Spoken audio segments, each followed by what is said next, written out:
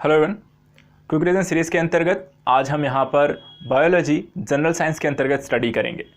Last video environment का था और लास्ट वीडियो में आपने काफ़ी सारे कमेंट किए थे, कुछ विषयों के क्विक रीजन सीरीज़ की डिमांड की गई। ये डिमांड थी मूलतः अगर हम देखें तो क्विक रीजन सीरीज़ के अंतर्गत बायोलॉजी या जनरल साइंस का भी था। इसके अतिरिक्त अगर हम देखें तो हिस्ट्री जैसे सब्जेक्ट और ज्योग्राफी, हिस्ट्री और ज्योग्राफी दो सब्जेक्ट जहाँ तक मैंने देखे हैं आप लोगों ने बहुत ज़्यादा डिमांड की थी और तीसरा जो सब्जेक्ट था उसमें जनरल साइंस का था। इसी विषय वस्तु को ध्यान में रखते हुए मैं नवंबर में ये तीनों ही वीडियो आप तक पहुंचा दूंगा, हिस्ट्री और ज्योग्राफी और बायोलॉजी का। तो बायोलॉजी का इस वीक में मैं आपको ये वीडियो देने जा रहा हूँ। यहाँ पर आज हम पढ़ेंगे बायोलॉजी के अंतर्गत आपको सारी चीज़ों को डिस्कस करना जाएंगे, जैसा कि आप चित्र भी देख रहे होंगे और डाटा भी आप जितना स्पष्ट कर पा रहे होंगे उन सारी चीज़ों को लेकर। पढ़ाने से पहले, इस सेक्शन को शुरू करने से पहले दो बातें मैं क्लियर कर दूं। एक और आप लोगों ने कमेंट ये किया हुआ है कि जो चीज़ें यहाँ पर बोर्ड पे बताई जा रही हैं वो आपको या तो दिखाई नहीं दे रहा है, कम स्पष्ट होता है, या फिर उसे डिजिटल बोर्ड पर लेकर आया जाए। देखिए इसमें बहुत सारा कंटेंट होता है और डिजिटल बोर्ड का मैटर है कि या तो आप टाइप करा कर उसको फिर उस फॉर्म पर लेकर आएँ और वहाँ पे डिस्कस करें। मूलतः क्विक रिवीजन वीडियो में बना क्यों रहा है, इस उद्देश्य को समझ लीजिए।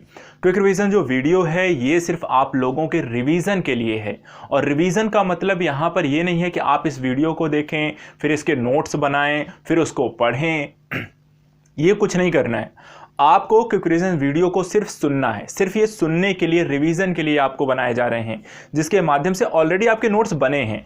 आपने बैचेस ज्वाइन कर रखे होंगे, अपने स्तर पे नोट्स बनाए होंगे, वो ऑलरेडी जब बने हुए हैं तो इस टॉपिक का जो यहाँ पे क्विक रिवीजन में पढ़ाया जा रहा है वापस से नोट्स क्यों बनाने हैं।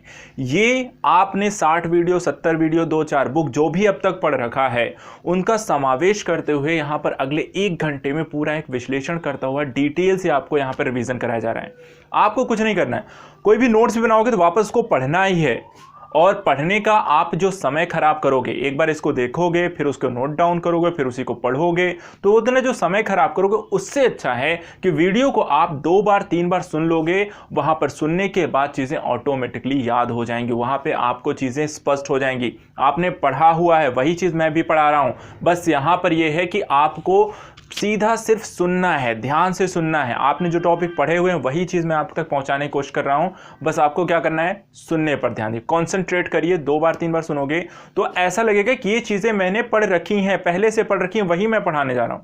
तो यहाँ पर क्विक रिवीजन सीरीज का जो मेरा मूल उद्देश्य है, पहली चीज़ आपको कम समय में आपका रिवीजन का समय, जो कि पेपर आता है जब भी प्री और मेंस का आता है वहाँ पर सारा कुछ वहाँ पर रिवीजन कर पाना सारा डाटा को बहुत समस्या होती है।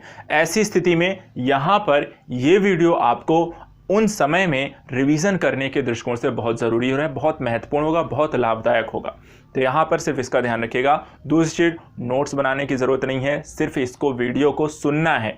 पूरा वीडियो अगर आप सुन लेते हैं, एक बार अभी सुन लेते हैं, दोबारा अगला हफ्ते में दूसरा वीडियो आएगा किसी और सब्जेक्ट का, तब तक आपके पास पूरे 6 दिन होते हैं और 6 दिन में आप इस वीडियो को 2 बार आराम से सुन सकते हैं, 3 बार सुन सकते हैं और वहाँ पर ये टॉपिक आपका क्लियर होगा। जितना इस कंटेंट में होगा, जिस वीडियो में जितना कंटेंट होगा आपका पढ़ा जाएगा आपका, उसके बाद इस टॉपिक को लेकर आपको कोई समस्या नहीं होगी।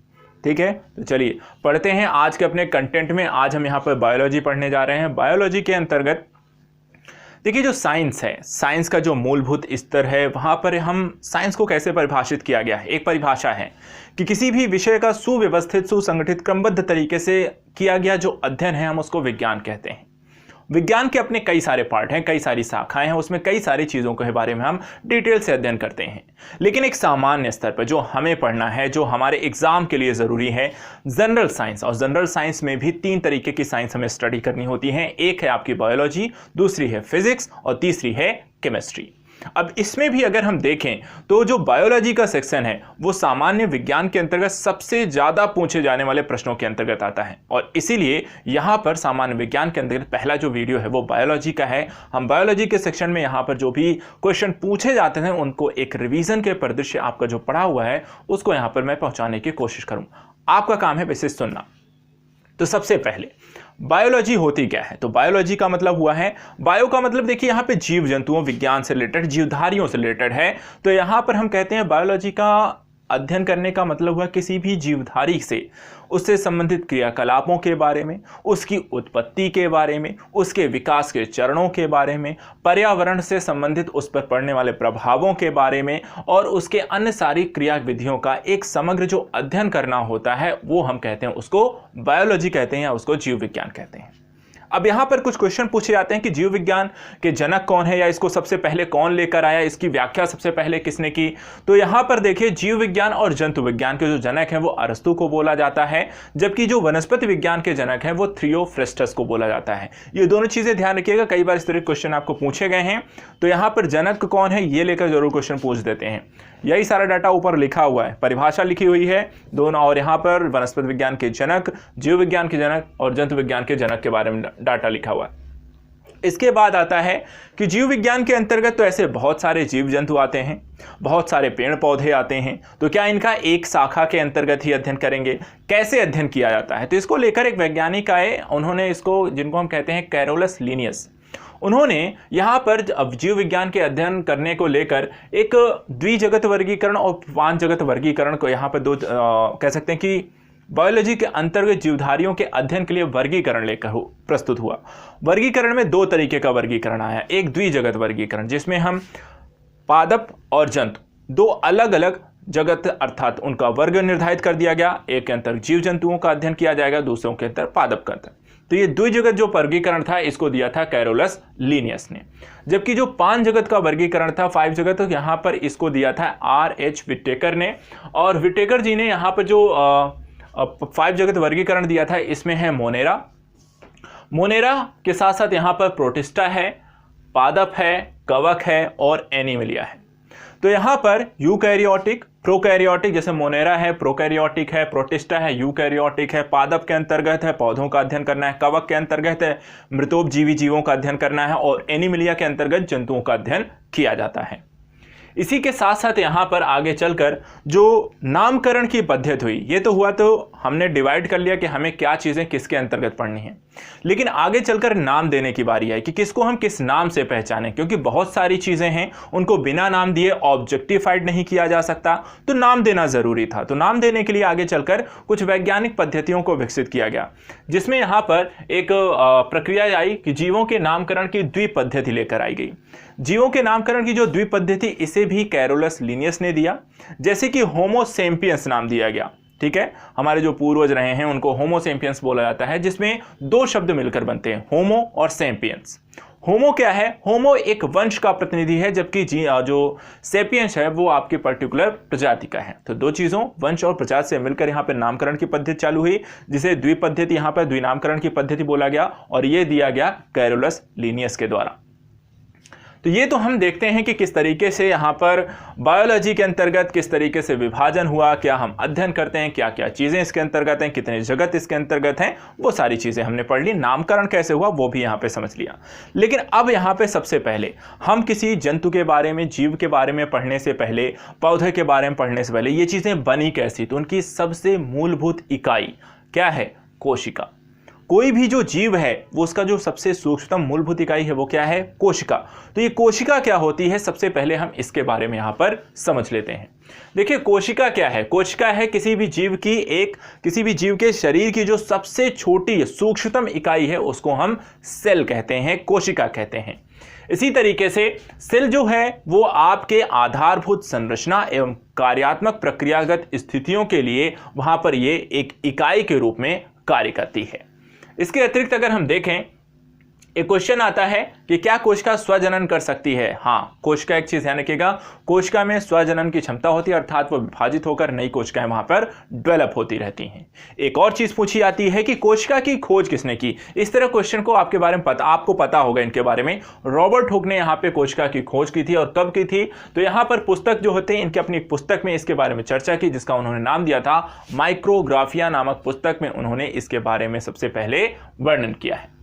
इसके अतिरिक्त यहां पर कोशिका विज्ञान, सेल का जो हम अध्ययन करते हैं, कोशिका का जिस विज्ञान की जिस शाखा के अंतर्गत हम सेल का अध्ययन करते हैं या कोशिका का अध्ययन करते हैं, उसे क्या कहा जाता है, उसे हम कहते हैं कोशिका विज्ञान।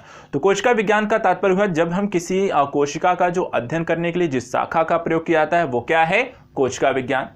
एक सिद्धांत दिया गया जिसे बोला गया कोशिका सिद्धांत। कोशिका सिद्धांत यहाँ पर दो जर्मन वैज्ञानिकों ने मिलकर दिया था।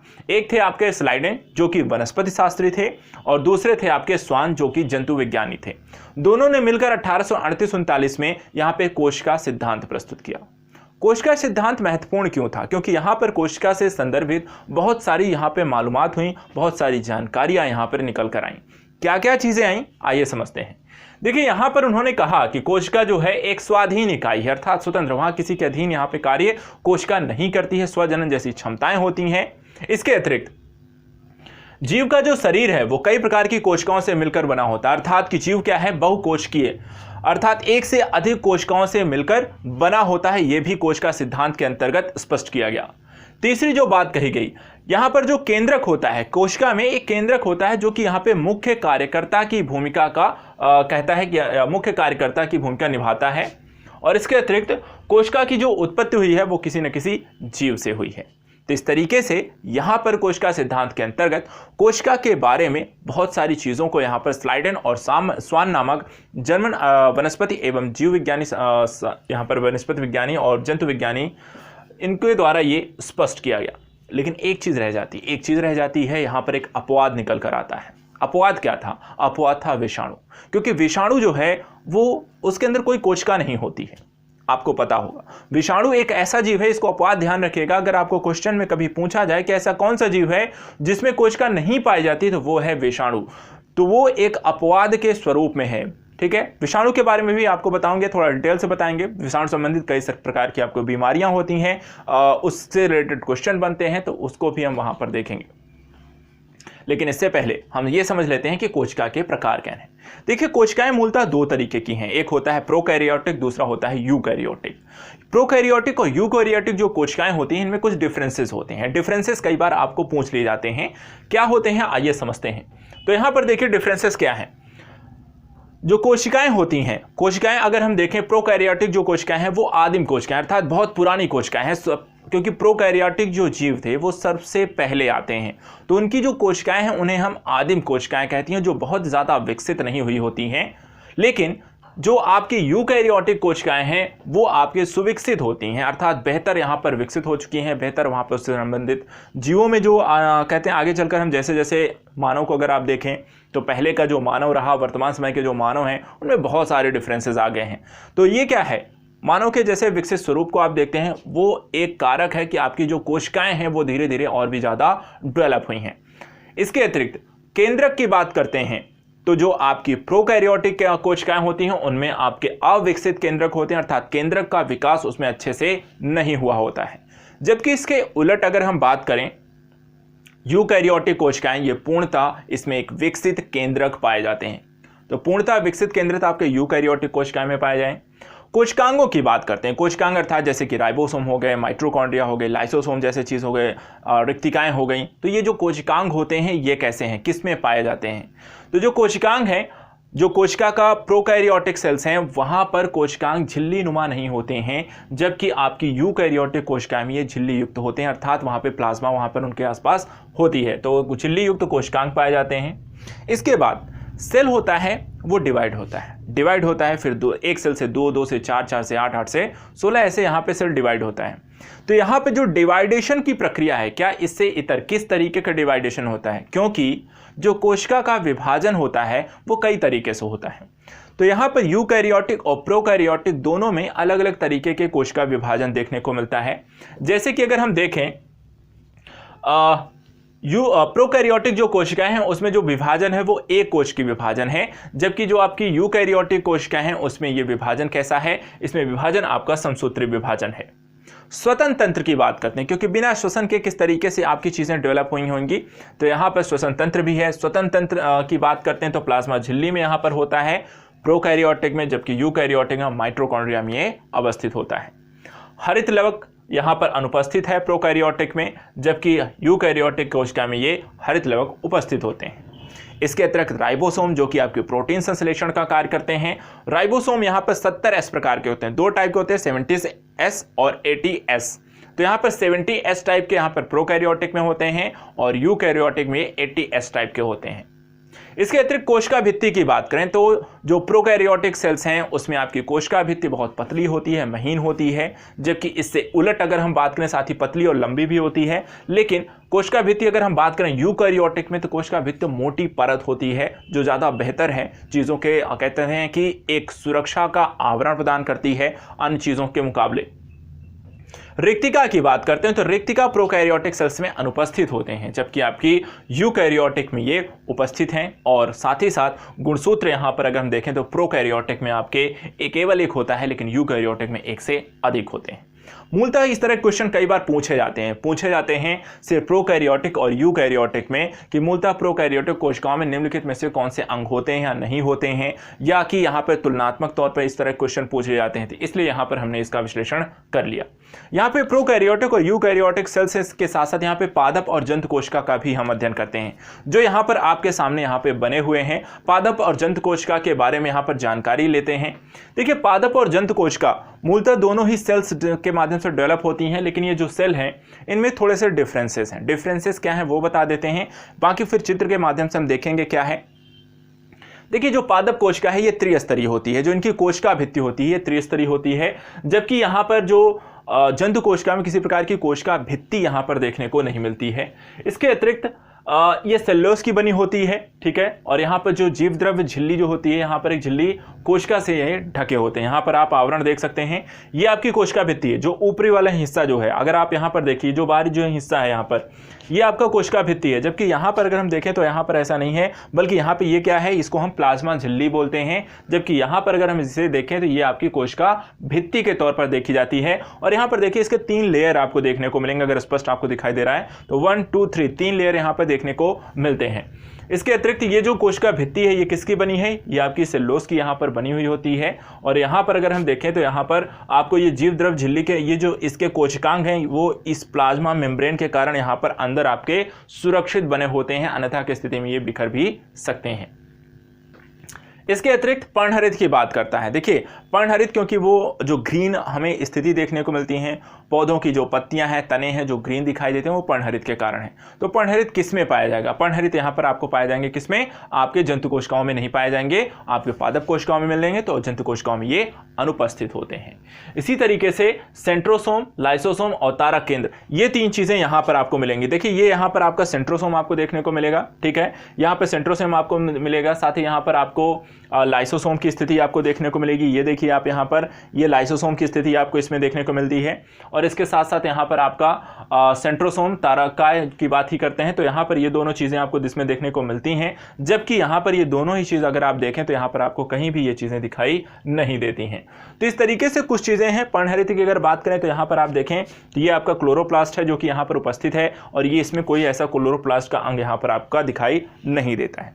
बाकी अगर अन्य चीज़ों की बात करें तो दोनों में ही आपके केंद्रक पाए जाते हैं, दोनों में ही आपके माइटोकॉन्ड्रिया पाए जाते हैं, दोनों में ही आपके गोल्जी कॉय पाए जाते हैं, दोनों में ही आपके यहाँ पे अंतःप्रद्रव्य जलिकाएं पाई जाती हैं। एक आपका खुरदुरी होती है, दूसरा आपका चिकनी होती है। दोनों में यहाँ पर देखें तो खुरदुरी पतली यहाँ पर है, और खुरदुरी और पतली यहाँ चिकनी यहाँ पर भी आपको अंतःप्रद्रव्य जलिकाएं पाई जाती हैं।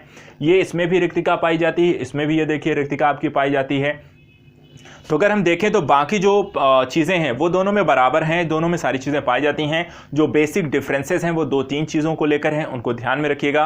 इसमें कोशिका भित्ति है, इसमें प्लाज्मा झिल्ली है, इसमें आपका लाइसोसोम, सेंट्रोसोम है, इसमें दोनों नहीं पाए जाते हैं। इसमें पर्णहरित पाया जाता है और इसमें पर्णहरित नहीं पाया जाता है। तो बेसिक अगर आपको कभी भी डिफरेंस याद करना हो तो ये 4-5 चीज़ें ध्यान रखिएगा। बाकी जो चीज़ें हैं वो दोनों में यहाँ पे बराबर होता है।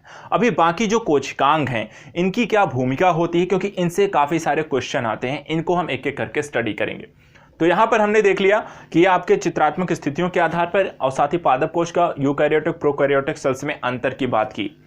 अब यहां पर चलिए बात करते हैं कि ये कोशिका की संरचना को, ये जो संरचना आप देखते हैं, दोनों ही संरचनाएं अगर आप देख रहे हैं तो इनमें जो कॉमन चीजें पाई जाती हैं और जो चीजें हैं उनके बारे में एक एक करके स्टडी करते हैं। सबसे पहले बात करते हैं कोशिका भित्ति की उपयोगिता क्या है। इससे रिलेटेड क्वेश्चन भी कई बार आते हैं। कोशिका भित्ति देखिए, पहली चीज किससे बनी होती है, ये क्वेश्चन पूछा गया है कई बार, सेल्यूलोज की बनी होती है। दूसरा, कैसी है, पारगम्य है। साथ ही इसमें कोशिका झिल्ली की सुरक्षा भी होती है। कोशिका जो झिल्ली है वो कैसी होती है, वो आपकी पतली और अर्धपारगम्य होती है और किसकी बनी होती है, तो लिपिड और प्रोटीन की बनी होती है। ठीक है, ये जो कोशिका आपकी झिल्ली है, ये जो प्लाज्मा झिल्ली की बात करते हैं यहाँ पर, ये किसकी बनी है, ये आपकी प्रोटीन और प्लाज्मा की बनती है। ये कई बार आपकी लिपिड और प्रोटीन की बनी है और इनको लेकर क्वेश्चन पूछे गए हैं। तो लिपिड और प्रोटीन की, प्लाज्मा झिल्ली किसकी या कोशिका झिल्ली किसकी बनी है, लिपिड और प्रोटीन की बनी है। काम क्या करते हैं, यहां जो आपकी जो कोशिका झिल्ली है, ये पदार्थों के जो आवागमन की स्थितियां हैं, कौन सा यहां पर कोशिका के अंदर प्रवेश करेगा, कौन बाहर जाएगा, इसको यहां पर नियंत्रित करने का भी कार्य करती है। ये भी क्वेश्चन यहां पर पूछा जा चुका है। इसके अतिरिक्त कोशिका द्रव्य की बात करते हैं, जो ये यहाँ पर आपको ये बिंदी बिंदी काली नुमा यहाँ पे संरचना दोनों में दिख रही है, ये है आपका कोशिका द्रव्य। और ये क्या है, कोशिका भित्ति और केंद्रक के मध्य पाया जाता है। ये है आपका केंद्रक और इसके बाहर के यहाँ पर आप देखें तो ये आपकी प्लाज्मा झिल्ली है। ठीक इसी तरह ये आपका केंद्रक है और इसके बाहर का ये आपकी कोशिका भित्ति है। और यहाँ पर इन दोनों के बीच जो आपको ब्लैक पॉइंट यहाँ पर दिख रहे हैं पूरे दोनों ही चित्रों में, ये आपका कोशिका द्रव्य है। कोशिका द्रव्य प्लस केंद्रक, इन दोनों को मिलाकर जब हम इसको भी इसमें ऐड कर लेते हैं तो इसको बोला जाता है जीव द्रव्य। ठीक है, जब आपको केंद्रक का भी पार्ट और प्लस यहाँ पर इसका जो बाहरी आवरण है, इस दोनों को हम इसमें सम्मिलित कर लें तो इसको क्या बोलेंगे, हम इसको जीव द्रव्य बोलते हैं। इसके अतिरिक्त ये चिपचिपा पदार्थ होता है आपका, जो ये ब्लैक नुमा संरचना होती है, ये अगर हम इसको ऐड कर दिया, छूते हैं तो ये पदार्थ जो है वो चिपचिपा पदार्थ है। इसके अतिरिक्त अगर हम देखते हैं और क्या है, कई कोशिकांग यहाँ पर इसमें उपस्थित हो। अब देखिए इसके अंतर्गत ही, इस दोनों ही पार्ट को अगर आप देखें, इन दोनों ही पार्ट के अंतर्गत ही सारे कोशिकांग उपस्थित हैं। इनमें माइटोकॉन्ड्रिया है, रिक्तिका है, लाइसोसोम है, इसमें क्लोरोप्लास्ट भी पाया जाता है, सेंट्रोसोम है, आपका अंतर्पदवी जलिकाएं हैं, राइबोसोम है। तो सारे आपके जो कोशिकांग हैं वो इन्हीं के अंदर पाए जाते हैं। तो आइए देखते हैं इन कोशिकांगों की भूमिका क्या है। सबसे पहले बात करते हैं यहाँ पर अंतर्पदवी जलिका। अंतर्पदवी जलिका अगर हम देखें तो ये वाले जो पार्ट आपको दिखाई दे रहे हैं, यहाँ पर आपको ज़्यादा स्पष्ट हो रहे होंगे, ये वाले जो पार्ट हैं ये आपके अंतर्पदवी जलिकाएं हैं और ये जो हैं आपकी जो होती हैं लाइपोप्रोटीन की बनी होती हैं। तो अंतर्पदवी जलिका किसकी बनी होती हैं, लाइसोप्रोटीन की बनती हैं, सूक्ष्म होती हैं, झिल्लीदार और नलिकाएं इसमें उपस्थित होती हैं। ये दो तरीके की होती हैं, एक चिकनी होती है, दूसरी खुरदुरी होती है। जो चिकनी अंतर्पदवी जलिका होती है इसमें राइबोसोम अनुपस्थित होता है। कई बार ये क्वेश्चन पूछा गया कि राइबोसोम निम्नलिखित में किसमें उपस्थित होता है, खुरदुरी या चिकनी। तो यहाँ पे ध्यान रखिएगा, चिकनी में राइबोसोम अनुपस्थित होता है और खुरदुरी अंतःपदवी जलिका में ये उपस्थित होता है। इसके अतिरिक्त लिपिड का यहाँ पे ये स्राव के लिए यहाँ पर जो चिकनी अंतःपदवी जलिका है, ये आपकी लिपिड के स्राव के लिए ये उत्तरदायी होते हैं। किसके लिए, लिपिड के स्राव के लिए उत्तरदायी होते हैं। इसके अतिरिक्त अगर हम बात करें खुरदुरी अंतःपदवी जलिका में, जैसा मैंने कहा प्रोटीन को लेकर यहाँ पर ध्यान रखिएगा, ये आपको प्रोटीन संश्लेषण में भी सहायक हैं और राइबोसोम इनमें उपस्थित होता है। ये दोनों ही चीज़ों को ध्यान रखिएगा। कई बार क्वेश्चन पूछा गया है कि प्रोटीन के संश्लेषण में क्या क्या चीज़ें ज़रूरी हैं, उसमें आपको राइबोसोम, डीएनए, अंतःपदवी जलिका ऐसे ऑप्शंस आपको देखने को मिलते हैं।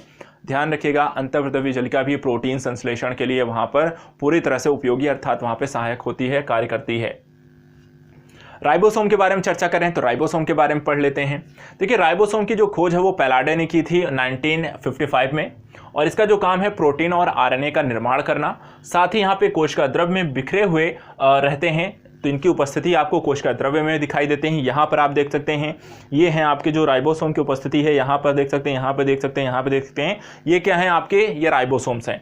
ठीक है, ये कोशिका द्रव्य में यत्र तत्र बिखरे रहते हैं। इसके अतिरिक्त प्रोटीन संश्लेषण में ये भाग लेते हैं, जैसा कि अंतःपदवी जलिका और साथ ही साथ राइबोसोम दोनों यहाँ पर भाग लेते हैं। तीसरा इसमें आता है गोल्जी काय। गोल्जी काय की ये जो भूमिका आप यहाँ पर देख रहे हैं, ये जो अंग देख रहे हैं, ये गोल्जी काय है। गोल्जी काय को अगर हम बात करें तो ये कैमियो गोल्जी नामक व्यक्ति ने यहाँ पे खोजा था और इसी कारण इसको गोल्जी काय कहते हैं। 1898 में इसकी खोज की गई। छड़नुमा देखें तो यहाँ पे इसकी संरचना है और लाइसोसोम व परऑक्सीसोम के निर्माण में सहायक है। तो यहाँ पे ये लाइसोसोम है, यहाँ पर देख सकते हैं, और ये परऑक्सीसोम है। इन दोनों के निर्माण के लिए यहाँ पर ये आपके इंपॉर्टेंस है आपकी गोल्जी काय। इसके अतिरिक्त गोल्जी काय के साथ साथ परऑक्सीसोम के कोशिका विभाजन के लिए भी जिम्मेदार हैं। एक क्वेश्चन ये भी पूछा गया है कि कोशिका विभाजन के लिए वहाँ पे 4-5 ऑप्शन दे देंगे कि कौन सा तत्व जिम्मेदार होता है। तो ये ध्यान रखिएगा, गोल्जी काय जो है वो आपकी कोशिका विभाजन के समय कोशिका प्लेट का निर्माण करता है, जिसके बाद यहाँ पर दोनों अलग अलग कोशिकाओं का निर्मित होते हैं, विभाजन की स्थिति वहाँ पर क्लियर होती है। तो इसको ध्यान रखिएगा, गोल्जी काय यहाँ पर काम करता है कोशिका विभाजन में। इसके बाद बात करते हैं हम पैराक्सीसोम की बात हो गई। यूकैरियोटिक सेल, आरबीसी, जीवाणु और नीरी हरी शैवाल में ये अनुपस्थित होते हैं। ये भी क्वेश्चन पूछा गया है कि गोल्जी काय निम्नलिखित में से किसमें उपस्थित है या अनुपस्थित है, ऐसा आपको क्वेश्चन पूछा जा चुका है। तो देखिए, न ये यूकैरियोटिक कोशिकाओं में पाए जाते हैं, न ये आरबीसी में पाया जाएगा, ना ये जीवाणु में पाए जाते हैं और ना ही ये नीलहरित शैवाल में पाए जाते हैं। तो ब्लू ग्रीन एल्गी में भी आपको नहीं पाए जाते हैं। अगला पॉइंट है यहाँ पे राजधानी के बारे में देख लेते हैं। राजधानी की बात करें तो यहाँ पर ये तरल पदार्थ हैं। कोशिका रस जंतु में कोशिका में जल संतुलन का कार्य करने का, तो यहाँ पर एक चीज है, जंतु कोशिका में जल संतुलन का कार्य कौन करता है, तो ये करती है आपकी रिक्तिका यानी कि राजधानी। ये जो वैक्यूल आप देखने को मिल रहे हैं ये आपको राजधानी, इसको हम कहते हैं। और ये जल संतुलन, जंतु कोशिका में जल संतुलन का कार्य करती है, इसको ध्यान रखिएगा। ये भी क्वेश्चन पूछा जा चुका है। पादप कोशिका में ये स्फीति एवं कठोरता का कार्य करती हैं और एक कोश की जीवों में अपशिष्ट पदार्थों को बाहर निकालने का भी ये कार्य करती हैं। तो काफ़ी इंपॉर्टेंट एस्पेक्ट है जल के संतुलन के संदर्भ में और इसको आपको ध्यान में रखना है। इसके अतिरिक्त लवक के बारे में पढ़ते हैं। लवक क्योंकि कलर के लिए उपयोगी हैं। कई बार अगर कलर नहीं है तो ये अवर्णीय हो जाएंगे, कलर है तो वर्णीय हो जाएंगे, ग्रीन है तो हरित लवक हो जाते हैं। तो उनके बारे में देखते हैं।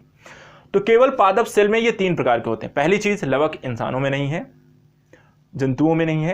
किस में पाई जाती है, किस सेल में पाई जाती है, ये आपकी प्लांट सेल में पाई जाती है। दूसरा, ये 3 प्रकार की होती हैं। पहला है अवर्णीय लवक। अवर्णीय लवक क्योंकि इनको सूर्य का प्रकाश नहीं पहुंचता है और ये मूलतः जड़ और भूमिगत तने के रूप में आपको पाई जाती हैं। तो या दूसरा क्या है, दूसरा इसमें है वर्णीय लवक। और हाँ, एक चीज़ और, अवर्णीय लवक जो होती हैं मूलतः खाद्यान्न या स्टार्च के संग्रहण के रूप में और तेल को जो होता है संग्रहण के रूप में इनका हम प्रयोग करते हैं या ऐसे रूप में ये देखी गई हैं। जैसे कि आलू आप देख लीजिए, भूमिगत तना है, स्टार्च के संग्रहण के संदर्भ में उसका हम प्रयोग करते हैं। तो जो ऐसी चीज़ों को हम वहाँ पर अवर्णीय लवक के अंतर्गत रखते हैं।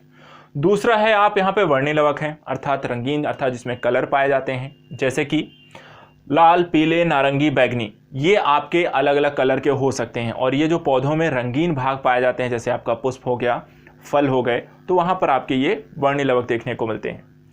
तीसरा इसमें है हरित लवक। ये प्रकाश संश्लेषण की प्रक्रिया को संपन्न करने के लिए बहुत ज़रूरी है और इसे कोशिका का रसोई घर भी कहते हैं। ये क्वेश्चन पूछा गया है, कोशिका का रसोई घर किसे कहते हैं और प्रकाश संश्लेषण के लिए किसकी आवश्यकता होती है। तो हरित लवक भी यहाँ पर कई तरीके से पूछा जा चुका है।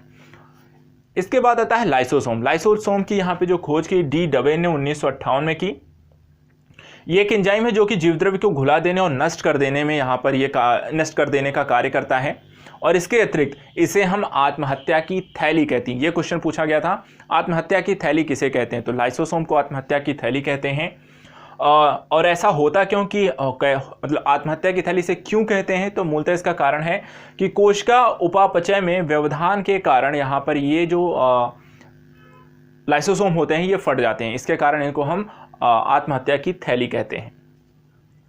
कोशिका को साफ करना और जीवाणु विषाणु से रक्षा करने का कार्य आपकी लाइसोसोम ये करते हैं, तो इसलिए इनको ध्यान रखना है। इंपॉर्टेंट एस्पेक्ट इसको हमने देखा। अब इसकी बात करते हैं माइटोकॉन्ड्रिया की। माइटोकॉन्ड्रिया के बारे में आप जानते हैं, कोशिका का पावर हाउस भी हम इसे कहते हैं। माइटोकॉन्ड्रिया 1890 में अल्टमैन के द्वारा खोजा गया और इसको बेंडा नामक वैज्ञानिक ने इसको नामकरण इसका जो किया वो बेंडा ने किया। कोशिका द्रव्य में बिखरे कोशिका ऊर्जागृह, अर्थात अगर हम बात करते हैं कि ये आपको माइटोकॉन्ड्रियास हैं, यहाँ पर आप ये देख सकते हैं, इसमें यहाँ पर आप यहाँ पर देख सकते हैं, ये माइटोकॉन्ड्रिया की स्थिति इसमें देख सकते हैं। साथ ही ये जो स्थिति है ये भी माइटोकॉन्ड्रिया है, यहाँ पर भी नीचे माइटोकॉन्ड्रिया है। और ये माइटोकॉन्ड्रिया कोशिका द्रव्य में आपको यहाँ यत्र तत्र मिल जाते हैं, कोशिका का ऊर्जागृह कहते हैं।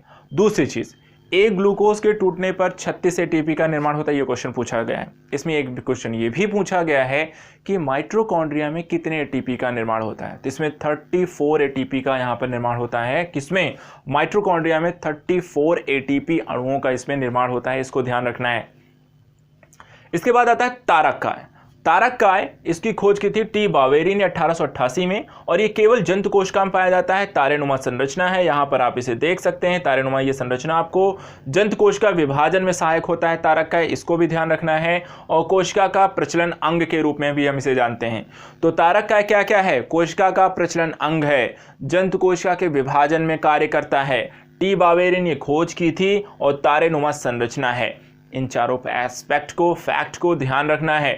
तो ये हमने अभी तक जो पढ़ा, हमने क्या पढ़ा, ध्यान से अगर आपने अब तक सुना तो मैंने आपको ये भी पढ़ाया कि यहाँ पर आपको क्या क्या ध्यान रखना है। मूलतः हम देखिए इंपॉर्टेंट एस्पेक्ट को ही पढ़ रहे हैं, जो कि आपके एग्जाम में क्वेश्चन के रूप में पूछा जा सकता है, हम सिर्फ उसको पढ़ रहे हैं।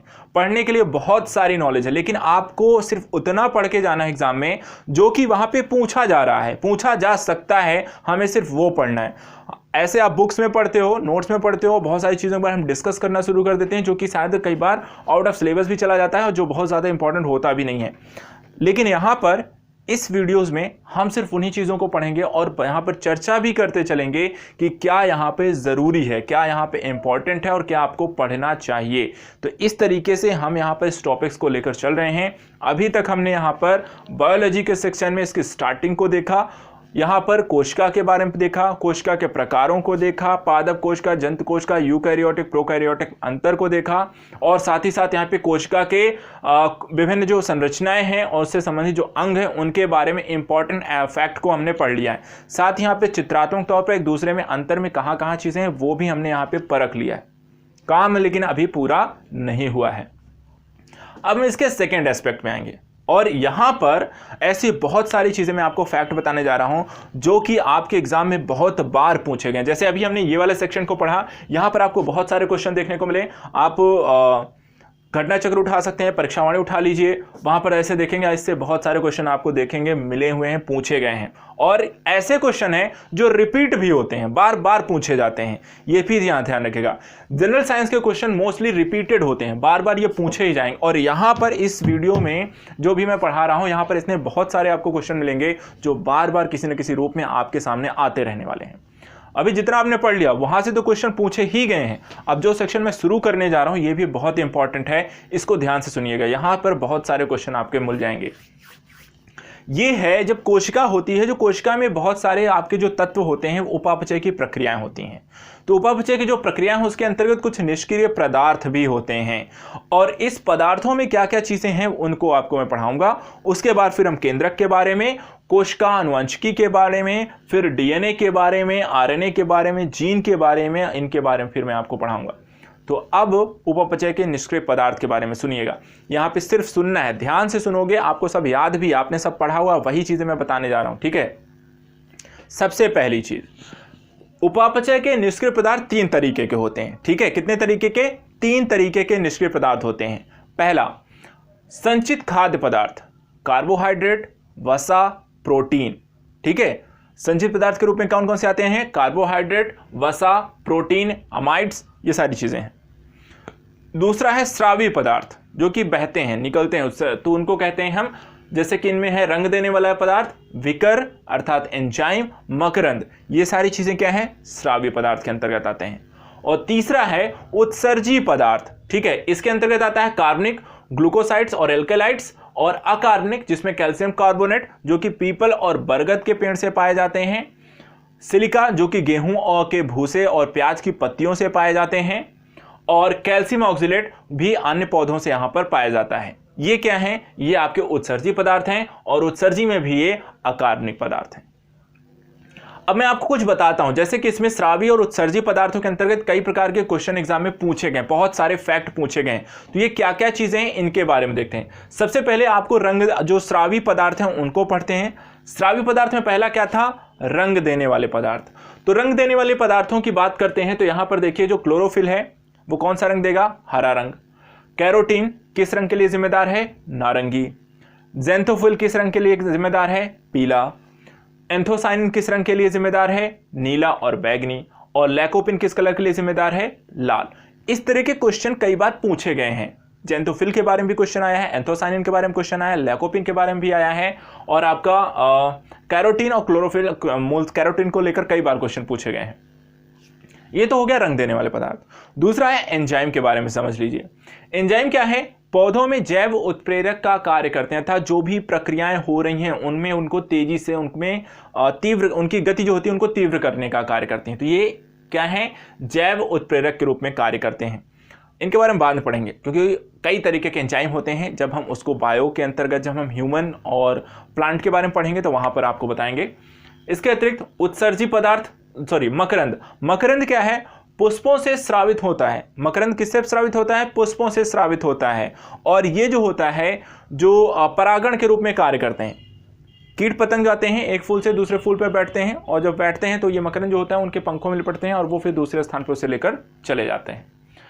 इसके बाद आता है उत्सर्जी पदार्थ। देखिए मूलतः अगर हम बात करें तो पौधों में कोई उत्सर्जी अंग नहीं होता है, इसलिए उनके जो उत्सर्जी पदार्थ होते हैं वो पेड़ों पर ही वहीं पर सूख जाते हैं, निकलते भी हैं तो सूख जाते हैं। अब ये जो पदार्थ हैं वो किस किस रूप में है और इनका क्या प्रयोग होता है, इसको लेकर कई एग्जाम में कई तरह के क्वेश्चन पूछे गए हैं। जैसे कि सबसे पहले हम यहाँ बात करते हैं कार्बनिक पदार्थ। कार्बनिक पदार्थ में एल्केलाइड्स के बारे में पढ़ते हैं। अब एल्केलाइड जो होता है वो होता क्या है, इसकी समझ लीजिए। एल्केलाइड्स नाइट्रोजन युक्त पदार्थ होते हैं। कैसे पदार्थ होते हैं? नाइट्रोजन युक्त पदार्थ होते हैं जो कि प्रोटीन के विखंडन से बनते हैं। तो एल्केलाइड्स प्रोटीन के विखंडन से बनते हैं और नाइट्रोजन युक्त पदार्थ हैं। ये पाए कहाँ जाते हैं? बीज, पत्तियों और छाल में पाए जाते हैं। बीज, पत्तियों और छाल में ये पाए जाते हैं। अब कुछ पदार्थों के नाम समझ लीजिए, जैसे कि एल्केलाइड्स में आते हैं क्यूनिन। क्यूनिन जो होता है वो सिनकोना के पौधे के जो छाल होती है उससे पाया जाता है, और इसके एक बहुत ही महत्वपूर्ण इलाज के रूप में इसका प्रयोग जाता है। मलेरिया के इलाज में हम इसका प्रयोग भी करते हैं क्यूनिन का। दूसरा है रेसरपिन। रेसरपिन जो है राउल्फिया सर्पेंटाइना नामक पौधे की जड़ से प्राप्त किया जाता है, और जो हाई ब्लड प्रेशर के रोगी होते हैं उनके लिए दवा के रूप में काम किया जाता है। इसको दवा के रूप में हम प्रयोग करते हैं। किसका? राउल्फिया सर्पेंटाइना का, से पाए जाने वाले रेसरपिन का। तीसरा है निकोटीन है, उसके बारे में आप जानते हैं। निकोटीन जो होती है वो तंबाकू से पाई जाती है। कैफीन वो कॉफी के बीज से पाई जाती है। थीन चाय की पत्तियों से पाई जाती है। और ये तीनों ही क्या हैं? ये दर्द निवारक और उत्तेजक के रूप में इनका हम प्रयोग करते हैं। इसी तरह से मॉर्फिन है। जो मॉर्फिन है वो अफीम के कच्चे फल जो पोस्त जिसको बोलते हैं उससे यहाँ पे प्राप्त किया जाता है, और इसका भी जो मूलतः प्रयोग करते हैं हम वो दर्द निवारक के रूप में इसका प्रयोग किया जाता है। तो यहाँ पर आपको एल्केलाइड्स आपने ये सुना और आपको पता है, इससे कई तरह के क्वेश्चन पूछे जा चुके हैं एग्जाम में, और आपने देखे भी होंगे। अगर नहीं देखे हैं तो जाकर देखिएगा, यहाँ पर ये क्वेश्चन आपको कहीं ना कहीं किसी न किसी एग्जाम में किसी न किसी रूप में पूछे जा चुके हैं। अब बात करते हैं ग्लूकोसाइड्स की। एल्केलाइड्स देख लिया, ग्लूकोसाइड्स क्या होते हैं? ग्लूकोसाइड जो होते हैं वो कार्बोहाइड्रेट के नष्ट होने से बनते हैं। किसके नष्ट होने से? कार्बोहाइड्रेट के नष्ट होने से बनते हैं। औषधि के रूप में इनका मूलतः प्रयोग करते हैं। जैसे कि टैनिन है। टैनिन जो है वो कच्चे फलों, कोशाभित्ति और छाल से प्राप्त किया जाता है, और इसका जो प्रयोग है चमड़े को सख्त करने के साथ साथ औषधि के रूप में भी हम इसका प्रयोग करते हैं। इसी तरह से लैटेक्स है। लैटेक्स जो होता है वो रबड़ के बनाने के लिए इसका प्रयोग करते हैं। रेजिन है, उसका प्रयोग हम पेंट, वार्निश, तारपेन, तेल, चमड़ा और औषधि के रूप में करते हैं। गोंद जो है वो सेलुलोज के गठन के से यहाँ पे प्राप्त होता है, और साथ ही साथ इसका जो प्रयोग करते हैं वो चिपकाने, खाने और दवाइयाँ बनाने के संदर्भ में हम गोंद का प्रयोग करते हैं।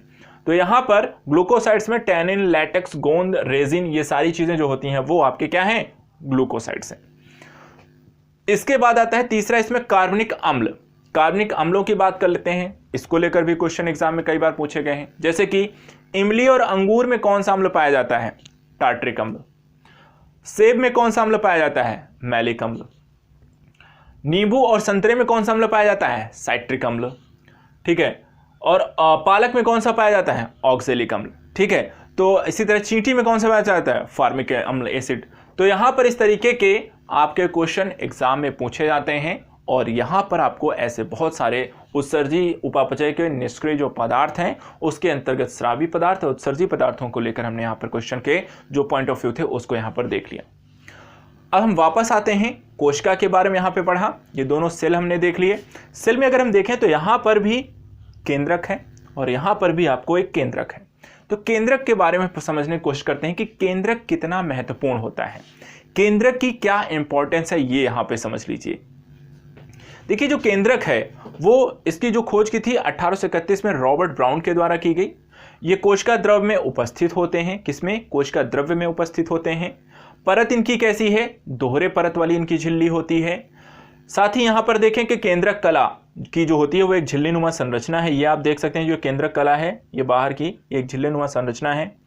केंद्रक द्रव्य जो गाढ़ा तरल पदार्थ, ये जो इसके अंतर यहाँ पर आप बिंदुनुमा संरचना आप देख रहे हैं, तो ये क्या है? ये आपका केंद्रक द्रव्य है, और ये कैसा होता है? गाढ़ा और तरल पदार्थ होता है। इसके अतिरिक्त क्रोमेटिन जालिका पाई जाती हैं। ये जो आप धागेनुमा संरचना यहाँ पर आप चारों तरफ इसके देख रहे हैं, ये क्रोमेटिन जालिकाएं हैं, जो ये महीन धागों की एक जालनुमा संरचना होती है। इसके अतिरिक्त कोशिका विभाजन में ये भाग लेता है और स्कैनेडर ने सबसे पहले यहाँ पे कोश केंद्रक विभाजन जैसे शब्दों का भी प्रयोग किया गया। किसके द्वारा, अगर ये कभी पूछा जाए तो ध्यान रखिएगा, नाम है स्कैनेडर के द्वारा यहाँ पर केंद्रक विभाजन शब्द का सर्वप्रथम प्रयोग किया गया। कोशिका की उपापचयी एवं रासायनिक क्रियाओं का नियंत्रण करना, कोश की आरएनए उत्पन्न करना, कोश की जनन और परिपक्वन विकास में, इन सारी चीजों में यहाँ पर केंद्रक सहायक होता है। तो केंद्रक का क्या क्या कार्य है, किन किन चीजों को यह संपन्न करता है, तो एक बार फिर से ध्यान रखिएगा। कोशिका की उपापचयी और रासायनिक क्रियाओं के नियंत्रण का कार्य कौन करता है, केंद्रक करता है। दूसरा, कोश की आरएनए उत्पन्न करने का काम कौन करता है, वो भी आपको करता है केंद्रक। तीसरा, कोश की जनन का कार्य कौन करता है, वो भी आपका केंद्रक करता है। परिपक्वन और विकास में भी यहां पर कोशिका के सहायक होता है आपका केंद्रक। तो ये सारा काम यहाँ पर हमने कोशिका केंद्रक के बारे में देख लिया। बाकी यहाँ पर अगर आप संरचना में देखें तो ये आपका यहाँ पर केंद्रक है, इसके अंदर आपकी केंद्रिका पाई जाती है और इसमें आपकी क्रोमेटिन जालिकाएं यहाँ पर आपको देखने को मिलती हैं। प्लस आपको यहाँ पर इसके बाहर जो बिंदुनुमा संरचना है ब्लू कलर की आप ऊपर देख सकते हैं, ये राइबोसोम है। ये बाहर जो इससे सटी हुई संरचना है, ये इसकी अंतःप्रदव्य जालिकाएं पाई जाती हैं। यहाँ पर आप केंद्र की छिद्र देख सकते हैं, ये क्रोमेटिन है। ये आपका परिकेंद्रीय अवकाश की स्थिति, यहाँ पर आपको जो बीच में यहाँ पर जो डबल संरचना है, इसमें बीच में खाली स्थान, इसको परिकेंद्रीय संरचना कहते हैं। इसके अलावा यहाँ पर इसका दो जो अगर लेयर देखें तो दो लेयर हैं। एक आपकी बाह्य कला है जो बाहरी वाली पार्ट है, अंदर वाली जो पार्ट है उसको हम कहते हैं अंतः कला कहते हैं। तो ये सारी जो चीज़ें हैं उससे रिलेटेड यहाँ पे जानकारी, कौन सी चीज़ें यहाँ पर क्या हैं। तो ये आपको चित्रात्मक तौर पर केंद्रक के बारे में भी हमने जानकारी ले ली और तथ्यात्मक तौर पर भी हमने यहाँ पे जानकारी ले ली। अब बात करते हैं कोशिकानुवंश की, अर्थात साइटोजेनेटिक्स की। साइटोजेनेटिक्स होता क्या है, तो कोशिकानुवंशिकी में दो शब्दों से मिलकर बनता है, कोशिका और अनुवांशिकी। अर्थात कोशिका के साथ साथ आनुवांशिक चीजों का सम्मिलित स्वरूप से जो अध्ययन किया जाता है उसको हम कहते हैं कोशिका आनुवांशिकी। अब यहाँ पर अगर हम देखें तो कोशिका व आनुवांशिकी के सम्मिलित स्वरूप, आनुवांशिकी के अंदर हम गुणसूत्र और जीन के बारे में भी अध्ययन करते हैं। तो यहाँ पर अनुवांशिकी के बारे में पढ़ना, कोशिका के बारे में हमने आप जानकारी तो पहले ही ले ली, ठीक है। कोशिका के अंतर्गत तो हमने सब कुछ पढ़ लिया, ठीक है, कि कोशिकाएं क्या होती हैं, कितने प्रकार की होती हैं, कोशिकांग इसमें कौन कौन से पाए जाते हैं, उनके प्रयोग क्या है, किस प्रकार के पदार्थ पाए जाते हैं, उसमें केंद्रक की क्या भूमिका, सब खत्म हो गया। लेकिन इसका अनुवांशिकी वाला पार्ट नहीं पढ़ा है, तो अब हम यहाँ से पढ़ेंगे, इसके अनुवांशिकी वाले पार्ट को स्टडी करना शुरू करेंगे, ठीक है। तो सबसे पहले इसमें देखते हैं कि कोशिका, देखें यहाँ पर कोशिका अनुवंशिकी में सबसे पहले गुणसूत्र के बारे में जानकारी ले लेते हैं। गुणसूत्र क्या है, तो गुणसूत्र क्या है, क्रोमेटिन जालिकाओं के विभाजन से क्षणनुमा संरचना। ये आप देख रहे हैं, ये है क्रोमेटिन जालिकाएं, ठीक है। अब इस क्रोमेटिन जालिका का जो विभाजन होता है, तो विभाजन होने के पश्चात जो क्षणनुमा संरचनाएं विकसित होती हैं आगे चल के, उसको हम कहते हैं, क्या कहते हैं, उसको कहते हैं हम गुणसूत्र। गुणसूत्र यहाँ पर इसकी जो खोज की गई थी गुणसूत्र के 1875 में स्ट्रासबर्गर के द्वारा, जबकि इसका जो नामकरण किया गया 1899 में वर्डर के द्वारा। तो खोज और नामकरण दो अलग अलग लोगों ने किया है, खोजा स्ट्रासबर्गर ने है और नामकरण वर्डर ने दिया है। गुणसूत्र क्या होता है कि वंशागति का भौतिक आधार और आनुवांशिक लक्षणों की यहाँ पर ये वाहक होते हैं, ठीक है। तो यहाँ पर ध्यान रखिएगा, जो गुणसूत्र हैं वंशागति का भौतिक आधार है और साथ ही साथ आपके यहाँ पर आनुवांशिक लक्षणों के ये वाहक होते हैं, अर्थात एक पीढ़ी से दूसरी पीढ़ी के संदर्भ में जो लक्षण हैं आनुवांशिक तौर पर ट्रांसफर करने का कार्य करते हैं। गुणसूत्र में यहाँ पर देखिए तीन भाग हैं, आपका पेलिकल होता है, मैट्रिक्स होता है और क्रोमेटिन होता है, क्रोमेटिड्स होते हैं। गुणसूत्र मैट्रिक्स तथा डीएनए का बना होता है। तो अगर आपको कभी भी क्वेश्चन पूछा था गुणसूत्र किन दो चीज़ों से मिलकर बना है, तो वहाँ पर ध्यान रखिएगा मैट्रिक्स और डीएनए से मिलकर के आपका गुणसूत्र बनता है। इसके अतिरिक्त जो मैट्रिक्स है वो एक तरीके का तरल पदार्थ होता है। क्या होता है मैट्रिक्स, एक तरल पदार्थ होता है। और क्रोमेटिन जो जालिका है वो आपकी डीएनए व प्रोटीन की बनी होती है। जो ये क्रोमेटिन आपको इसके केंद्रक की चारों ओर यहाँ पे दिखाई दे रहा है केंद्रिका के, तो यहाँ पर जो केंद्रिका है इसके जो पार्ट अर्थात क्रोमेटिन जो है वो यहाँ पे क्रोमेटिन जालिका दो चीज़ों से मिलकर बनी है, डीएनए और प्रोटीन से। यहाँ पर साथ साथ एक चीज़ आती है, जो प्रोटीन है वो कौन सा है, वो हिस्टोन प्रोटीन होता है।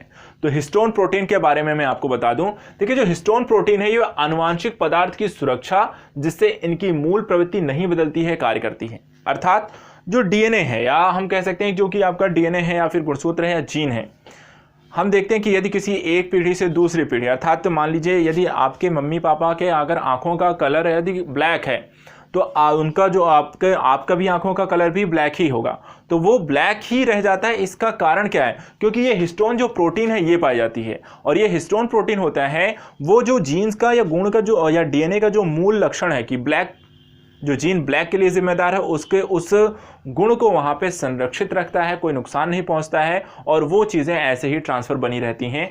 किसके कारण हो पाता है? इस हिस्टोन प्रोटीन के कारण होता है, क्योंकि हिस्टोन प्रोटीन क्या करता है? आनुवांशिक पदार्थ की सुरक्षा करता है और इसकी मूल प्रवृत्ति को बदलने नहीं देता है।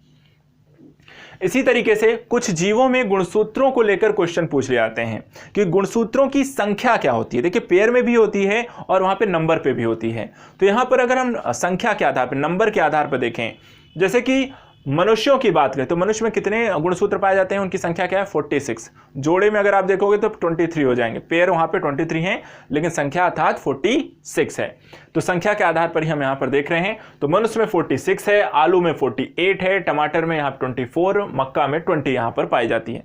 इसी तरीके से कई बार कई लोगों को लेकर वहां पे गुणसूत्रों की संख्या पूछ लेते हैं। कई बार बहुत ज्यादा होता है तो लेंदी हो जाता है, सब कुछ याद रखने की जरूरत नहीं है। कुछ इंपॉर्टेंट जिनके बारे में पूछा गया वो मैंने यहाँ पर लिख दिया है, कई बार इसको रिपीट करके भी वो पूछते हैं। इसके बाद आता है समजात गुणसूत्र क्या होता है।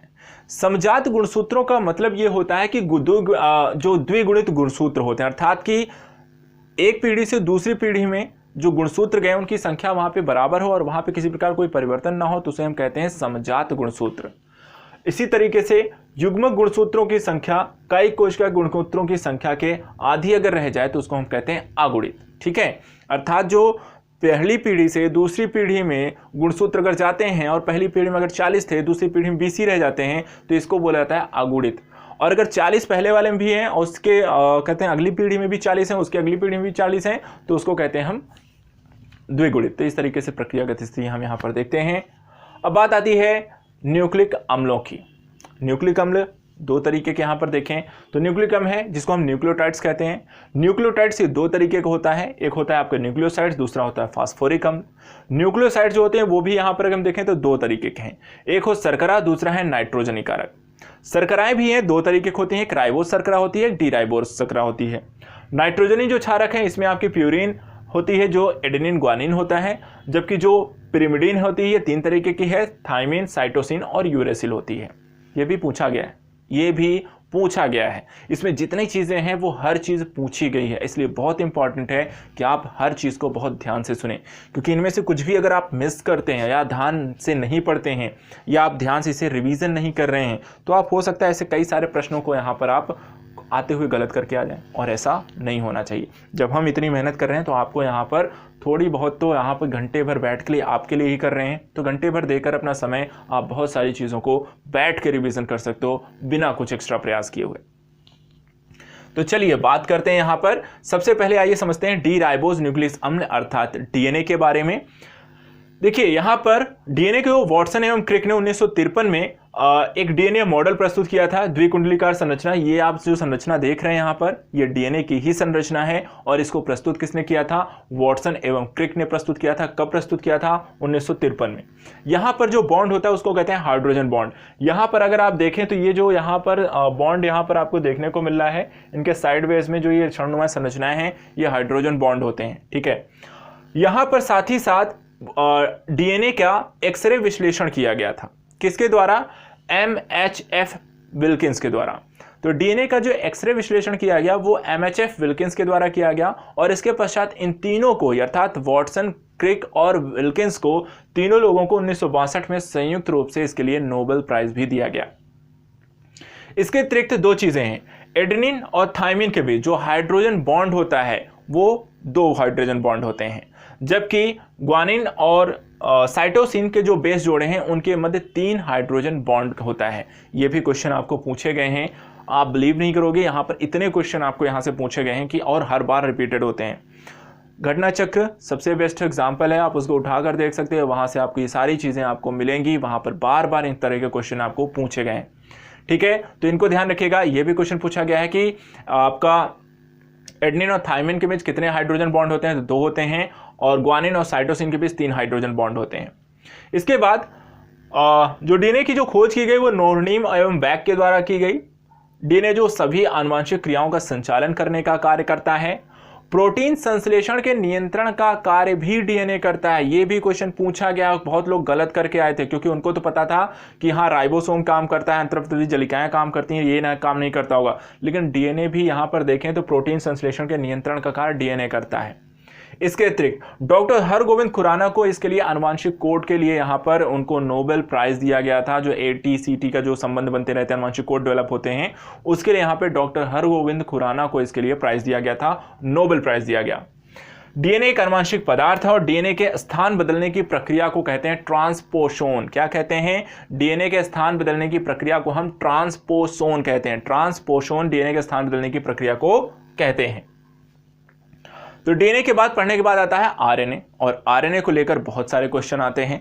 जैसे कि आरएनए जो होता है वो यहाँ पर अगर हम देखें तो आरएनए में पहली जो क्वेश्चन बनता है कि थायमिन की जगह क्या पाया जाता है?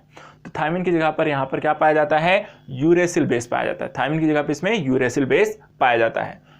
केंद्रक व कोशिका द्रव्य में उपस्थित होता है। 2 जगहों पर केंद्रक और कोशिका द्रव्य में उपस्थित होंगे। मुख्य कार्य प्रोटीन का संश्लेषण करना, सभी जानते हैं। पादप विषाणु में आरएनए आनुवंशिक पदार्थ के वाहक के रूप में भी काम करता है। तो यहाँ पर पादप विषाणु में आरएनए जो होता है इसकी भूमिकाएं बदल भी जाती हैं और ये एक आनुवंशिक पदार्थ के रूप में भी कार्य, उसके वाहक के रूप में कार्य करता है। एग्जाम्पल के रूप में कौन ऐसा कार्य करता है? तो जो टोबैको मोज़ेक वायरस TMV और जीवाणु भोजी, ये लोग क्या होते हैं? ये आपके इनमें जो होता है आरएनए जो होता है आनुवंशिक पदार्थ के वाहक के रूप में आरएनए कार्य करता है। आप ये भी जानते होंगे आरएनए के 3 प्रकार होते हैं, है ना? आरएनए के कितने प्रकार होते हैं? 3 प्रकार होते हैं। पहला है rRNA। ये मोस्टली 50 से 70% भाग जो होता है rRNA का ही होता है और ये स्थिर प्रकृति के होते हैं और इनका काम जो होता है प्रोटीन संश्लेषण में सहायता करना और राइबोसोम में ये उपस्थित होते हैं। इसी तरह tRNA जो 15 से 25% भाग tRNA का होता है, इसकी खोज जैकब मोनार्ड ने यहाँ पर इसका नामकरण किया था। ये डीएनए से बनते हैं और अमीनो अम्लों को चुनने में मदद करते हैं। इनका जीवन काल बहुत कम होता है, सबसे कम इनका जीवन काल होता है इन तीनों में। तीसरा है mRNA जिसको हम मैसेंजर RNA भी कहते हैं। ये 5 से 10% ये पाए जाते हैं। यहाँ पर tRNA जो होते हैं 15 से 25% होते हैं, ये सबसे छोटे होते हैं और अमीनो अम्लों को राइबोसोम पर लाने का कार्य करते हैं। ठीक है, एक बार फिर से मैं बता दूं, tRNA जो है वो 15 से 25% होते हैं, सबसे छोटे होते हैं, अमीनो अम्लों को राइबोसोम पर लाने का कार्य यहाँ पर tRNA करता है। जबकि mRNA जो है जो 5 से सिर्फ 10% ही होता है, इसको जो नामकरण इसका किया था उसका mRNA का नामकरण जैकब और मोनार्ड ने किया था। डीएनए से यहाँ पर ये बनते हैं, अमीनो अम्लों को चुनने में मदद करते हैं और इनका जीवन काल कम होता है। तो यहाँ पर एक क्वेश्चन ये भी बन सकता है कि आपको अमीनो अम्लों को चुनने में कौन सा आरएनए सहायता करता है, तो वो कौन सा है? mRNA। ठीक है, इसके बाद कुछ चीजें हैं जो पूछी जाती हैं, जैसे कि डीएनए से डीएनए की बनने की प्रक्रिया क्या है, डीएनए से आरएनए बनने की प्रक्रिया क्या है, आरएनए से डीएनए बनने की प्रक्रिया क्या है। तो इस तरह के भी क्वेश्चन पूछे जाते हैं, इनको समझ लीजिए क्या है। जब डीएनए से डीएनए बनता है तो उसको हम कहते हैं द्विगुणन। क्या कहते हैं? द्विगुणन। जब आपका डीएनए से आरएनए बनता है तो उसे हम कहते हैं अनुलेखन। डीएनए से आरएनए बनता है तो उसे हम अनुलेखन कहते हैं, और जब आरएनए से डीएनए बनता है तो उसको हम कहते हैं उल्टा अनुलेखन। और साथ ही साथ जब आपका mRNA से प्रोटीन बनता है तो उसे कहते हैं अनुवादन। mRNA से जब प्रोटीन बनता है तो उसे हम क्या कहते हैं? अनुवादन। डीएनए पढ़ लिया, आरएनए पढ़ लिया, उसकी संरचना देख ली, न्यूक्लिक अम्लों की जानकारी ले ली। अब बात आती है गुणसूत्र के बारे में भी हमने पढ़ लिया, लेकिन इसके एक सबसे प्रमुख और पहलू है वो है जीन। जीन का क्या काम होता है, जीन की क्या इंपॉर्टेंस है, इसको देखेंगे। इसके बाद हम एंटर कर जाएंगे कोशिका विभाजन, क्योंकि कोशिका विभाजन को लेकर कई सारी चीज़ें डेवलप हुई हैं, और उसके बाद फिर विषाणु से और उससे संबंधित कुछ रोगों के बारे में भी हम स्टडी करेंगे, और इसके साथ ही आपका टॉपिक फिनिश होगा। तो चलिए, तो यहाँ पर अंतिम कड़ी में हम लोग आ चुके हैं, अंतिम सेक्शन में आ चुके हैं, और अंतिम सेक्शन भी बहुत सारी जानकारियों से परिपूर्ण है, बहुत सारे क्वेश्चन से भरपूर है, और यहाँ पर इतनी सारी जानकारी इतने कम समय में आप तक पहुँच जाएगी। ये वीडियो समाप्त करने के बाद आपके पास कितनी सारे डाटा फैक्ट नॉलेज हो जाएगी, और उसका 1-2 बार और रिवीजन करोगे तो यहाँ से ऐसे कितने क्वेश्चन आप सीधे हल करके आओगे और सही करके आओगे, एक क्वेश्चन गलत नहीं होंगे। चलिए, तो अपना कंसंट्रेशन अगले कुछ देर तक के लिए और बना के रखना है, अपने अंतिम सेक्शन की ओर चल रहे हैं हम। सबसे पहले इसमें समझने की कोशिश करते हैं जीन के बारे में। जीन देखिए, इसकी जो जीन जो शब्द का सर्वप्रथम प्रयोग किया गया था वो जोहानसन के द्वारा किया गया। किसके द्वारा किया गया? जोहानसन के द्वारा किया गया। डीएनए का ये सूक्ष्मतम खंड होता है। जीन डीएनए का सूक्ष्मतम खंड होता है। आनुवांशिक कोड इसमें निहित होते हैं। आनुवांशिक कोड इसमें निहित होते हैं जिसके आधार पर किसी व्यक्ति के में क्या परिवर्तन आया है, किस तरीके की चीज़ें उसके अंतर्गत हैं, क्या उसमें किस तरह की भावनाएं हैं, हर प्रकार की जो जानकारी होती है वो आपके आनुवांशिक कोड में छिपी हुई होती है। और वो आनुवांशिक कोड क्या है? जीन। इसके अतिरिक्त आनुवांशिक इकाई एक पीढ़ी से दूसरी पीढ़ी तक विशिष्ट लक्षणों को पहुंचाने का कार्य करता है। विशिष्ट लक्षण का मतलब क्या हो गया? आपके बालों का कलर हो गया, आपके बोलने की शैली हो गई, आपके चलने का ढंग हो गया, आपकी आंखों का कलर हो गया, स्किन हो गई, हर चीज को लेकर, ठीक है। इसके अतिरिक्त पहुंचाने का कार्य करता है। जीन ही लक्षणों के नियंत्रक, वाहक व निर्धारक होते हैं। नियंत्रक, निर्धारक और यहां पर साथ ही साथ वाहक होते हैं। जीन की 3 इकाइयां होती हैं। सेंट्रॉन, जिसको हम कार्यकी कहते हैं, कार्यकी इकाई है। म्यूटॉन उत्परिवर्तन की इकाई है। और रिकॉन आपके पुनर्संयोजन की इकाई है। तो जीन की अपनी 3 इकाइयां होती हैं। कार्यकी की एक होता ही है जिसको हम सेंट्रॉन कहते हैं, म्यूटॉन को उत्परिवर्तन की इकाई कहते हैं और रिकॉन को पुनर्संयोजन की इकाई भी कहते हैं। जीन की जानकारी हो गई। डीएनए का टॉपिक हो गया। डीएनए के लक्षण आपके बने हुए, डीएनए का आपका चित्र बना हुआ है, उसकी द्विकुंडलीकार संरचना की प्रकृति बनी हुई है। अब एंटर करेंगे हम कोशिका विभाजन, क्योंकि जब तक कोशिकाओं का विभाजन नहीं होगा, नई कोशिकाएं नहीं बनेंगी, नई कोशिकाएं बनेंगी नहीं तो आदमी डेवलप नहीं होगा, वृद्धि नहीं होगी और बिना उसके कोई भी चीज़ यहाँ पर आज तक की स्थिति पर आप नहीं पहुँच सकते हैं। तो जीव का निर्माण होगा ही नहीं जब तक यहाँ पे कोशिका विभाजन नहीं होता है। तो आइए समझते हैं कोशिका विभाजन के बारे में। देखिए, यहाँ पे कोशिका विभाजन 3 तरीके के हैं, असूत्री, समसूत्री और अर्धसूत्री। असूत्री विभाजन जिसको हम माइटोसिस कहते हैं, यह प्रत्यक्ष केंद्रक विभाजन, ठीक है। तो असूत्री विभाजन में क्या होता है? प्रत्यक्ष केंद्रक का विभाजन आपको यहाँ पर असूत्री विभाजन के अंतर्गत होता है। और असूत्री विभाजन किसमें होता है? जीवाणु, कवक, प्रोटोजोआ, शैवाल आदि में ये विभाजन का कार्य होता हुआ देखा जाता है। दूसरा है समसूत्री विभाजन जिसको हम कहते हैं माइटोसिस। माइटोसिस यहाँ पर देखें तो वोल्थर फ्लेमिंग ने यहाँ पर माइटोसिस अर्थात सर्व समसूत्री विभाजन नाम किसने दिया? वोल्थर फ्लेमिंग ने दिया था। काम क्या है इसमें? तो केंद्रक व कोशिका द्रव्य के विभाजन की जो प्रक्रिया है उसको हम कहते हैं समसूत्री विभाजन। केंद्रक, कोशिका द्रव्य दोनों का विभाजन इसके अंतर्गत होता है। इसके साथ साथ अगर हम देखें तो यहाँ पर शरीर की जो कायिक कोशिकाओं का मात्र कोशिकाओं में विभाजन होना, और ये 2 तरीके से यहाँ पर 2 संतत कोशिकाओं में बढ़ जाते हैं। अर्थात कि जो आपके शरीर की जो एक कायिक कोशिका होती है वो डिवाइड होती है और वहाँ पर डिवाइड होने के बाद वो 2 अलग अलग कोशिकाओं में उसका विभाजन हो जाता है। यह 5 चरणों में होता है, ठीक है। कितने चरणों में होता है? 5 चरणों में होता है। कौन कौन से? Interphase, prophase, metaphase, anaphase, telophase. 5 phase में होता है, ध्यान रखिएगा। समसूत्री विभाजन कितने फेज में होता है? 5 फेज में होता है। Interphase, prophase, metaphase, anaphase, telophase. इसके बारे में डिटेल से पढ़ने की जरूरत नहीं है क्योंकि उससे रिलेटेड क्वेश्चन नहीं आता है। वो सब बायो का जो बच्चे हैं पढ़ रहे हैं, 12th तक पढ़ा होगा तो वहां पर बहुत डिटेल से पढ़ाया गया है, वो आप जानते हैं। इसके अतिरिक्त एक और फेज आता है जिसको हम कहते हैं साइटोकाइनेसिस। साइटोकाइनेसिस के बारे में क्वेश्चन भी पूछा गया है। साइटोकाइनेसिस जो है कोशा द्रव्य विभाजन को कहते हैं। किसको कहते हैं? कोशा द्रव्य विभाजन की जो स्थिति होती है उसको हम कहते हैं साइटोकाइनेसिस। इसका महत्व क्या है? समसूत्री विभाजन का महत्व क्या है? तो यहां पर देखिए, गुणसूत्रों की संख्या समान मातृ व संतत कोशिकाओं में रहती है, ठीक है। कि समसूत्री विभाजन के कारण अर्थात जितने गुणसूत्र आपकी मातृ कोशिकाओं में होंगी, विभाजन के पश्चात जो नई कोशिका बनती है उसमें भी उतने ही गुणसूत्रों की संख्या रहती है। तो यहाँ पर समान गुणसूत्रों की संख्या इस विभाजन के पश्चात बनी रहती है। साथ ही यहाँ पर अगर हम देखें तो इनका अगर गुणसूत्र यहाँ पे समान रहेंगे तो वहाँ पर उनके अंदर जो गुण पाए जाएंगे वो भी वहाँ पे समान ही रहेगा। अर्थात जो आपकी मातृ कोशिका में जो गुण थे वही आपकी संतति कोशिकाओं में, अर्थात जो मदर सेल में जारी जितनी जो इंफॉर्मेशन थी, डाटा था या जानकारी थी, क्वालिटी थी, वो सारी की डॉटर सेल्स में भी आपको ट्रांसफर हो जाती हैं।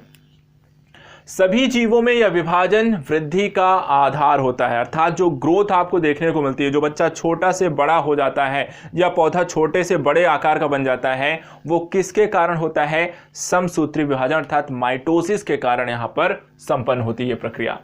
सजीवों में घाव भरना और पुनरुद्भवन अर्थात नए, जैसे कि पौधों में देखा जाता है कि अगर आप कहीं से उनको काट दीजिए तो उसके बाद वो वापस से विकसित हो जाते हैं, या फिर अगर इंसानों को अगर आप देखें या जीव को देखें, अगर चोट लग गई तो वो भर जाता है, वो भी किसके कारण संपन्न होता है? वो भी आपका माइटोसिस के कारण ही संभव होता है।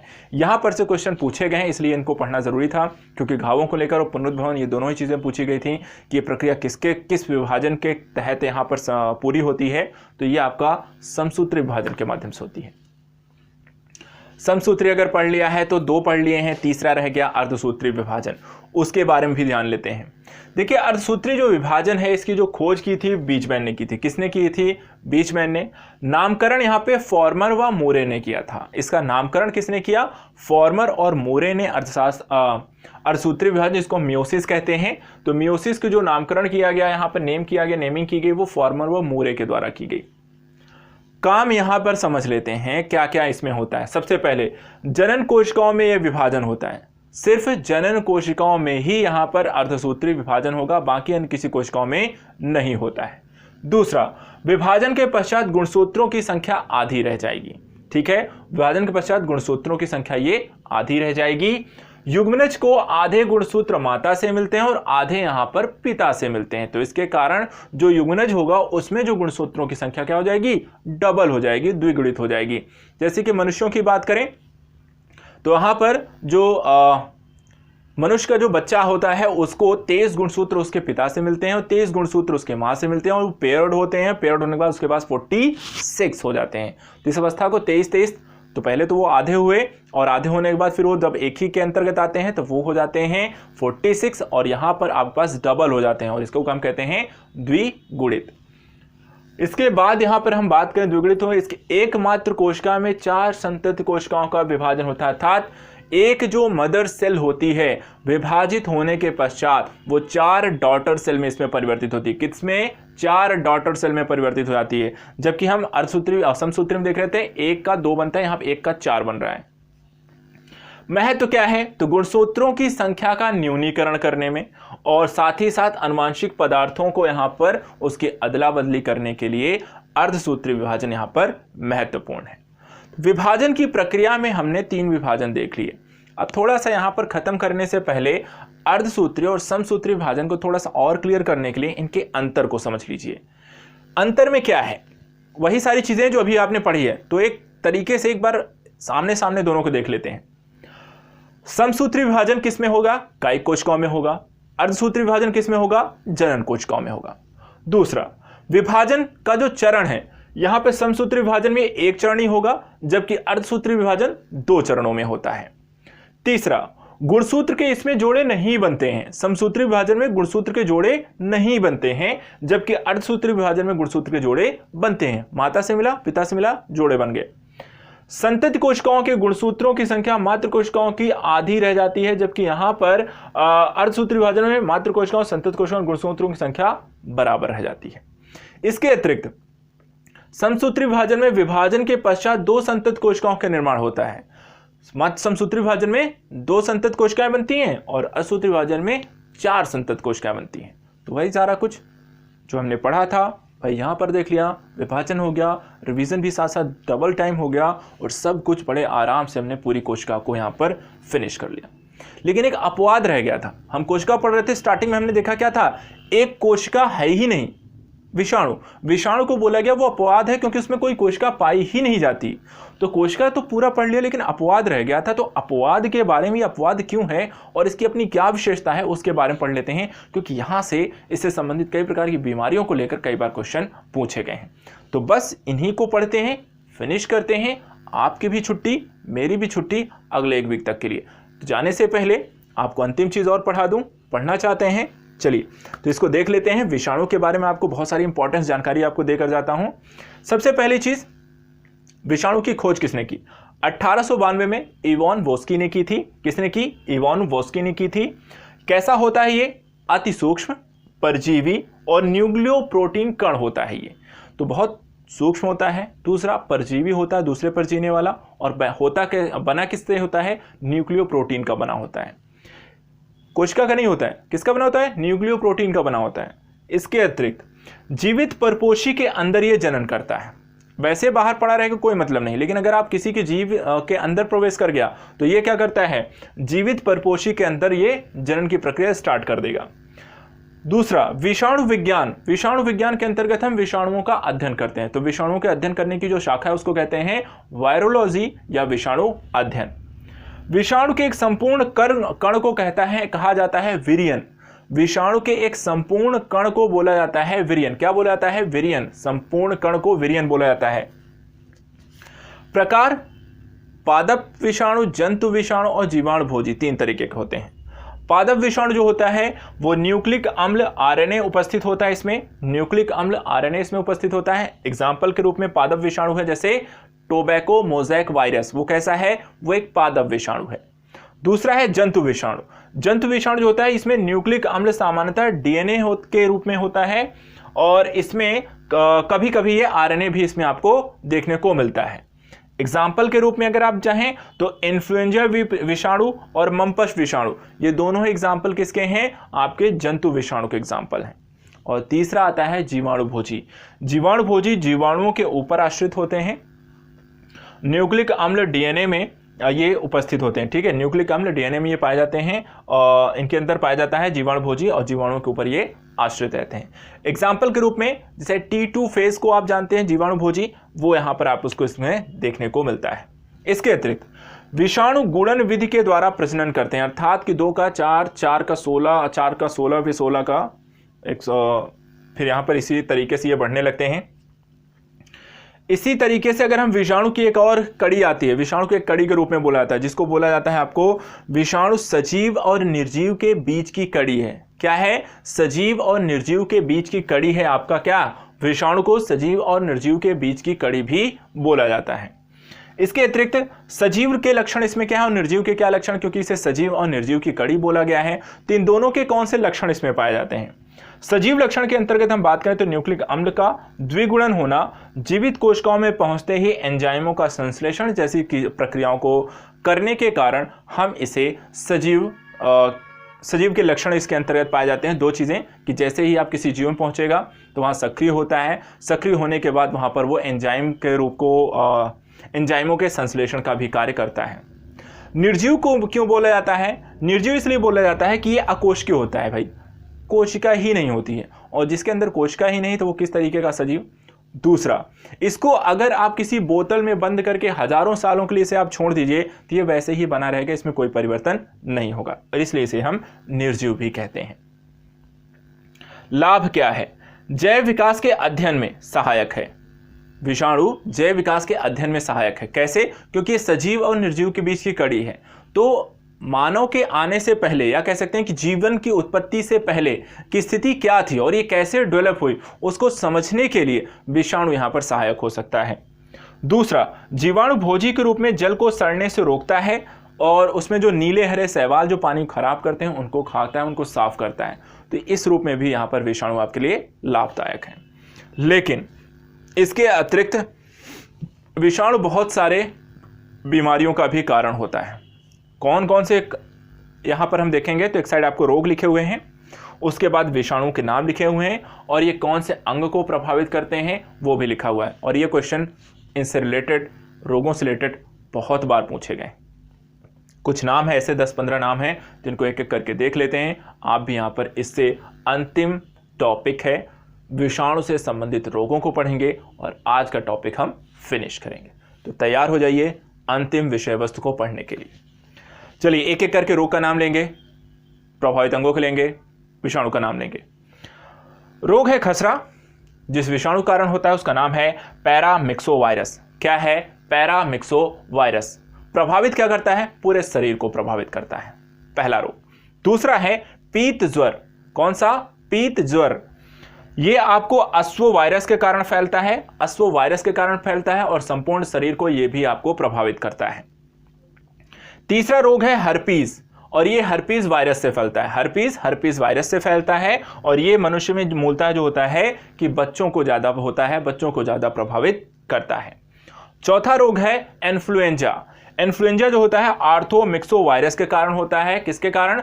आर्थोमिक्सो वायरस के कारण फैलता है और ये आपके श्वसन तंत्र को यहां पर प्रभावित करता है। श्वसन तंत्र को यहां पर आपको प्रभावित करता है इन्फ्लुएंजा रोग में। चौथा है एड्स रोग। एचआईवी वायरस के कारण फैलता है। एड्स रोग एचआईवी वायरस के कारण फैलता है और यह प्रतिरक्षा प्रणाली को कमजोर करता है। किसको कमजोर करता है? प्रतिरक्षा प्रणाली, ह्यूमन की प्रतिरक्षा प्रणाली को कमजोर करता है।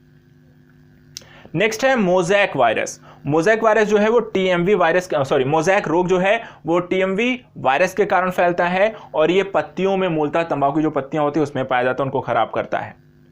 इसके बाद है बंकी टॉप ऑफ बनाना। बंकी टॉप ऑफ बनाना, ये जो रोग है ये बनाना वायरस के कारण फैलता है और फसलों को प्रभावित करता है। किसको प्रभावित करता है? फसलों को प्रभावित करता है। आलू का मोज़ेक रोग मोज़ेक वायरस के कारण फैलता है और उसके पूरी जो आलू की पत्तियां होती हैं उनको ये खराब करता है। इसके अतिरिक्त चेचक जो होता है वो वेरियोला माइनर वायरस के कारण फैलता है, जो संपूर्ण शरीर को प्रभावित करता है। चेचक वेरियोला माइनर वायरस के कारण फैलता है और संपूर्ण शरीर को प्रभावित करता है। इसके अतिरिक्त पोलियो है, पोलियो वायरस के कारण फैलता है। इसके 3 अलग अलग टाइप्स होते हैं और ये आपका अपंगता के लिए वहाँ पर मूलतः अगर हम देखें तो लोगों को वहाँ पर पोलियो के हड्डियों कमज़ोर करता है, उन सारी चीज़ों को प्रभावित करता है। इसके अतिरिक्त आता है रेबीज़। रेबीज़ जो है वो न्यूरोट्रोपिक लाइसियर्स वायरस के कारण यहाँ पर फैलता है और ये केंद्रीय तंत्रिका तंत्र को यहाँ पर प्रभावित करता है। रेबीज़ न्यूरोट्रोपिक लाइसियर्स वायरस के कारण यहाँ पर फैलता है और ये केंद्रीय तंत्रिका तंत्र को आपको प्रभावित करता है। इसके बाद आता है मम्पस।